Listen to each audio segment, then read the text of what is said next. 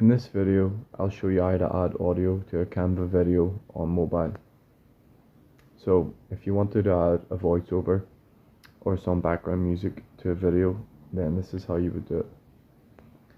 If you open up your video, along the bottom menu, you want to tap on Upload and then press Upload Files.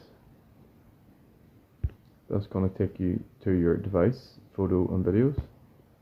This will look different if you have an iPhone, but it's pretty much the same thing. So I'm going to find the file that I want to add, and it will be uploaded. Once it's been uploaded to your Canva, you want to simply tap on it to add it to the video, and you'll see it appear at the bottom below the video.